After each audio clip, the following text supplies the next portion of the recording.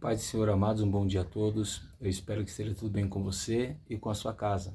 Hoje é o dia 347 da nossa leitura anual. Fique conosco.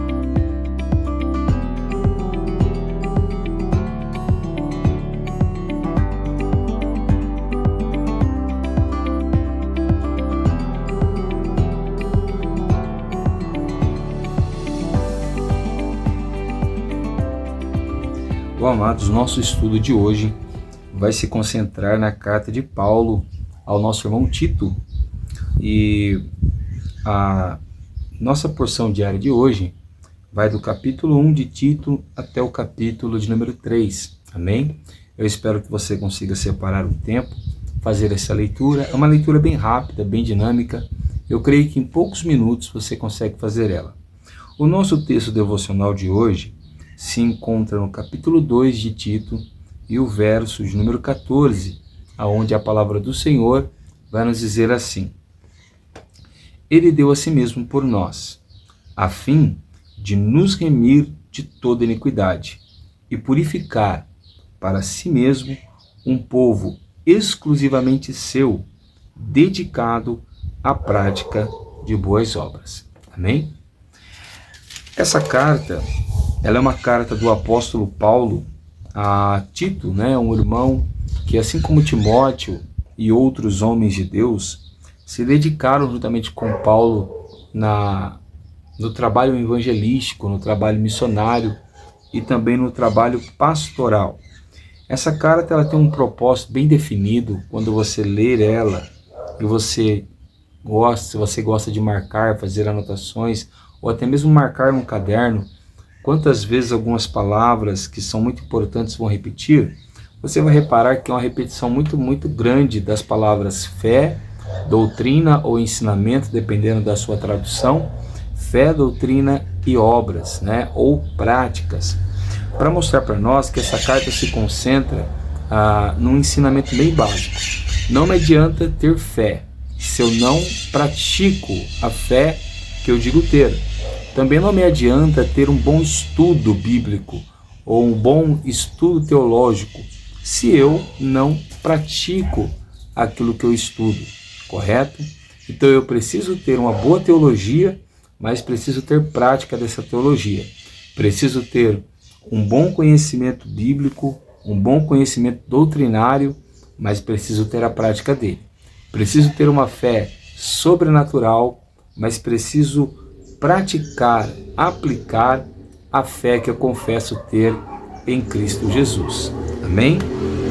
Bom, ele começa essa carta, o apóstolo Paulo, escrevendo para Tito, descrevendo a esperança que nós temos em Cristo Jesus. E olha que versículo lindo, que é do verso 2 do capítulo 1, que diz assim: Escrevo na esperança da vida eterna, que o Deus que não pode mentir prometeu antes dos tempos eternos.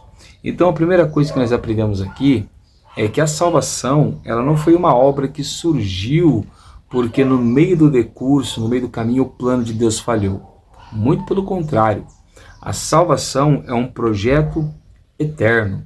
Então, antes da criação do mundo, Deus já planejava salvar o homem dos seus pecados. Outra coisa interessante que nós vemos aqui, o nosso Deus tem como seu caráter ser verdadeiro, justo e fiel. E aqui nós vemos que isso é confirmado quando Paulo diz para Tito que Deus não pode mentir, ou seja, é impossível que Deus minta, Então é impossível que Deus lance sobre nós uma palavra que não seja verdadeira, ou que ele registre algo nessas escrituras que também não seja verdadeiro. Amém? Outra coisa interessante é que Tito era um verdadeiro filho, como nós vimos lá na carta de Timóteo. Então Timóteo e Tito, eles eram considerados filhos espirituais, filhos na fé de Paulo, pessoas que ele gerou, que ele trabalhou para que elas se convertessem e se desenvolvessem.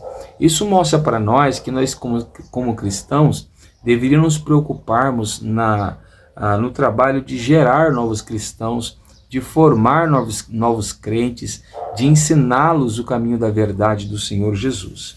Depois, o apóstolo Paulo, a partir do verso 5, vai começar a descrever o porquê ele escreve essa carta para Tito. E o primeiro motivo foi porque Tito estava em Creta, ele foi deixado em Creta pelo apóstolo Paulo com o propósito de formar ali pessoas, né, homens, obreiros, presbíteros, que pudessem cuidar da obra de Deus. E é muito interessante que aqui nós vamos ver, assim como nós vimos em Timóteo, as qualificações de um presbítero, ou seja, o que um homem precisa para exercer o presbitério ou o pastorado. E nós vamos ver que ele deve ser irrepreensível, ele deve ser casado com uma única mulher, ele deve ser alguém respeitável, ele deve ser alguém de boa reputação, ele não pode ser violento, ganancioso, ele não pode ser também, como nós podemos dizer, ele deve ser hospitaleiro, né, dado ao bem. E eu acho que um dos principais adjetivos que um presbítero deve trazer é que está lá no verso 9, que diz assim: ser apegado à palavra fiel, que está de acordo com a doutrina, para que possa exortar pelo reto ensino e convencer os que contradizem esse ensino. Então o presbítero ele deve ser alguém que deve ter um grande apelo à palavra fiel. Que palavra fiel é essa? Esta palavra. Então o presbítero ele tem como responsabilidade se envolver profundamente, diariamente com a palavra de Deus, correto? Ele vai dizer que o presbítero tem que ser assim porque existem muitos homens por aí, como existiam naqueles dias, nós vemos isso em várias cartas do apóstolo Paulo, homens que falavam coisas sem sentido, pessoas que pregavam coisas sem base bíblica, sem base nas escrituras sagradas. É o que ele está dizendo no verso 10. E esses homens, quando eles pregam esse tipo de coisa, eles têm poder de perverterem casas inteiras, também está escrito aqui. E eles têm duas intenções. Eles acabam envergonhando o evangelho e trabalhando em prol de dinheiro, correto? Isso parece similar com algo que você vê hoje? Homens que só pregam por ganância, só ensinam por ganância, só falam de Deus preocupados com dinheiro.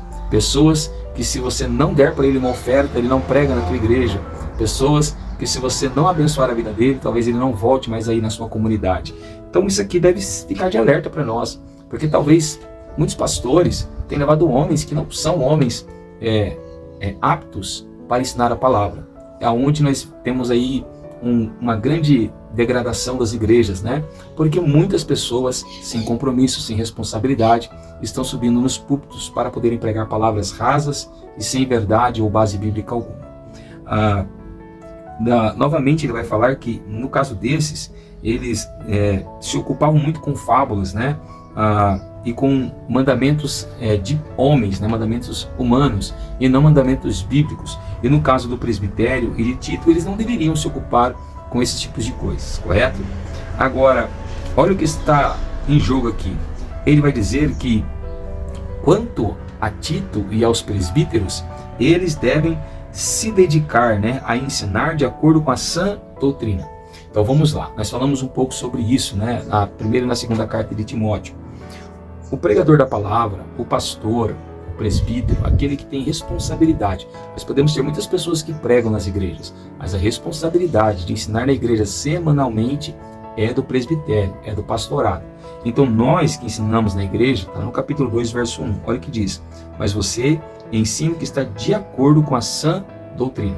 Então nós que ensinamos temos a responsabilidade de ensinar de acordo com a doutrina da palavra de Deus. Não é preocupados com o pensamento ou ideologia da igreja A ou B, e sim com o que Deus diz a respeito da sua palavra.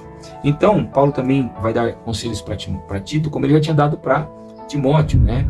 Conselhos de como ele deveria se comportar com os idosos, com os jovens, com as mulheres idosas e com as mulheres mais jovens. E o que é interessante aqui é que tanto os idosos homens e as idosas mulheres, ou as mulheres mais experientes, os homens mais experientes, eles, assim como Tito, deveriam ser um exemplo de boas obras. Novamente, nós vamos falar aqui de boas obras. Então, todo homem deveria ensinar um jovem a se tornar homem. Não é o que nós estamos vendo hoje. Nas igrejas, os pastores se comportam como jovens, ao invés de eles estimularem os jovens a desejarem se tornarem mais maduros, responsáveis e homens, correto? Isso começa por coisas simples, como, por exemplo, permitir que pessoas dentro da igreja entrem sem qualquer reverência, sem qualquer temor, portando bonés, chapéus. Você pode usar isso em qualquer lugar, mas isso não é adequado para dentro da igreja. É nós tornarmos pessoas que deveriam ser maduras em meninos. É só você observar como você deveria se portar quando você vai estar diante de um juiz. Você não vai de boné, você não vai de chapéu, porque ali está uma pessoa que é digna de reverência. E quanto a Deus não é diferente, amém? E aqui não é um preconceito, não é uma crítica, mas é uma verdade que deve ser dita e está sendo abandonada, deixada de lado. É por isso que nós temos tantos cristãos não maduros e tantos homens, tanto na igreja como fora da igreja, que não se parecem homens, se parecem meninos, né? Também diz aqui que as mulheres mais experientes deveriam estimular as mulheres mais jovens a amarem seus maridos, a cuidarem de seus filhos, a zelarem pelas suas casas, coisa que também não existe mais na igreja, é muito raro, correto? Nós vemos as igrejas estimulando as pessoas, busque os seus sonhos, seus objetivos e tal, e o principal, não. É por isso que nós temos tantos divórcios, principalmente dentro das igrejas também. Olha como essa carta é interessante, e olha como ela tem conteúdos para nós práticos na vida cristã, correto? Agora, olha o que ele vai dizer para Tito, capítulo 2, verso 7. Seja você mesmo um exemplo do que, pastor? De boas obras. No ensino, mostre integridade, reverência, linguagem sadia e irrepreensível. Vamos lá, isso aqui é muito interessante. Ele está dizendo, Tito, seja um exemplo de boas obras. Então, todo cristão tem que ser exemplo. Nós vemos muitos pregadores por aí que dizem assim, irmãos, não olhe para mim. Não, olhe sim. Nós vemos Paulo já dizendo 3 vezes em cartas diferentes, ele dizendo, sejais meus imitadores, como eu sou de Cristo. E agora aqui Paulo vai dizer para Tito, seja você um exemplo de boas obras. Ele disse isso para Timóteo também. Então, ou seja, o cristão tem que ser o modelo. E as pessoas têm que olhar para nós e têm que copiar a nós sim, correto? Mas tem que copiar de nós aquilo que nós praticamos de bom. Então é por isso que é importante que o cristão tenha responsabilidade e compromisso com a vida cristã, para que ele venha a ser, de uma forma natural, um homem que pratica obras dignas de louvor e de ser assemelhadas com a de Cristo Jesus. Agora, olha que coisa interessante. No ensino, nós devemos mostrar primeiro integridade e reverência. Ou seja, nós não podemos misturar no ensino cristão aquilo que não é bíblico e aquilo que não vem dos padrões cristocêntricos, como palavras motivacionais, ou ensinos pessoais, pensamentos ideológicos que eu tenho ou que outras pessoas têm, filosofias mundanas e seculares. Essas coisas não devem ser introduzidas dentro da igreja, no ensino cristão. Pode ser usado numa palestra, mas não num culto, correto? Outra coisa interessante, o ensino deve ser feito com reverência, ou seja, não sou eu que estou em cima da Bíblia para forçar a Bíblia a dizer aquilo que eu quero, não. A Bíblia é a palavra de Deus, ela está acima de mim e eu tenho que me submeter ao que está escrito. Ainda que algumas pessoas fiquem magoadas, a palavra de Deus é autoritária. Por isso não são todos que devem ensinar, mas sim a responsabilidade de ensinar na igreja está na mão do pastor e do presbitério. Olha o que ele diz ainda, que o cristão deve ser portador de uma linguagem sadia. O que é uma linguagem sadia? Vou falar 2 coisas aqui que nós cristãos, a cada ano que passa, temos adotado mais numa rotina comum e não deveríamos. A primeira é a gíria, correto? Até mesmo em cima dos púlpitos, a gíria agora tem se tornado comum. A segunda são as palavras torpes, que nós também já vimos em outras cartas de Paulo, que são os famosos palavrões. Essas coisas não podem estar na linguagem do cristão, correto? E depois ele diz que a nossa linguagem deve ser irrepreensível, ou seja, ninguém deveria repreender um cristão por aquilo que ele fala. E nós vemos que não é assim que acontece. Muitas vezes o cristão é repreendido pelos ímpios, dizendo, olha, você é crente, você não deveria estar falando isso, deveria? É de se pensar, né, amados? E ele diz o porquê nós devemos ser assim. Olha o que ele diz, para que o adversário seja envergonhado, não tendo nada de mal para dizer a nosso respeito. Então, quando alguém é portador de uma vida exemplar, de um ensino íntegro, reverente, com a boca santa, Satanás não tem como condenar ou falar mal tanto desse cristão como da comunidade dos fiéis. Ele também diz que nós devemos manifestar a beleza da doutrina de Deus. Esse verso é maravilhoso, que é o verso 10. Né? E no capítulo 3, 2 ainda, verso 11 em diante, ele vai mostrar como a graça de Deus se manifestou de uma forma salvadora, trazendo salvação a todos os homens. E como ela nos tirou daquela velha natureza que nós já aprendemos muito, né? Em Efésios, 1 Coríntios, Romanos, já aprendemos em Gálatas também, e em várias cartas nós temos nomes diferentes: velha natureza, nova natureza, velho homem, novo homem, obras da carne, fruto do Espírito, obras das trevas e obras da luz. São nomes diferentes para as mesmas coisas. E aqui ele vai chamar de paixões mundanas, né? Ou seja, obras que nós praticávamos lá no mundo, mas agora nós fomos salvos. E o verso 14 que nós demos para o nosso devocional mostra o porquê nós somos salvos. Então ele diz assim: ele deu a si mesmo por nós, a fim de nos remir de toda iniquidade e purificar para si mesmo um povo exclusivamente seu. Então preste bem atenção. Não foi você quem escolheu a Jesus. Foi Ele quem te escolheu para ser exclusivo dele, correto? Quando eu sou exclusivo de alguém, significa que eu não posso ser compartilhado. Vamos pensar em algumas coisas que são exclusivas. As nossas roupas íntimas são exclusivas. Você não compartilha com outras pessoas. A escova de dente, ela é exclusiva. Você não compartilha com outras pessoas. Correto? Então nós somos exclusivos de Deus. Ele morreu na cruz para que nós fôssemos somente dele. Por isso o cristão não deve se associar com práticas mundanas, com obras seculares. Correto? Nós não deveríamos estar cantando músicas que não são cristãs. Nós não deveríamos estar praticando obras que não são convenientes a um cristão. Então nós somos exclusivos de Deus. E olha que nós somos dedicados para prática de boas obras. Então, ou seja, o cristão, ele não é salvo porque praticou boas obras. Nós não vamos para o céu porque praticamos obras boas. Não. As obras boas são resultado da verdadeira salvação. Então, se você é um salvo, naturalmente você vai praticar obras boas e obras de justiça. Quando nós não somos salvos, nós não temos esse estímulo, essa direção, essa vocação de praticarmos essas obras, já que Cristo nos salvou para isso. No capítulo 3, nós vamos ver que nós devemos ser obedientes às autoridades, né, porque elas foram levantadas por Deus, nós já vimos isso também, e que nós deveríamos ser obedientes, né, e estar prontos para quê? Para boas obras. Né? Então todo cristão deveria ser assim. Porque antes de nós sermos salvos, como nós vimos aí no capítulo 2, nós estávamos entregues aos prazeres, correto? Mas olha o que vai dizer aqui no verso 4.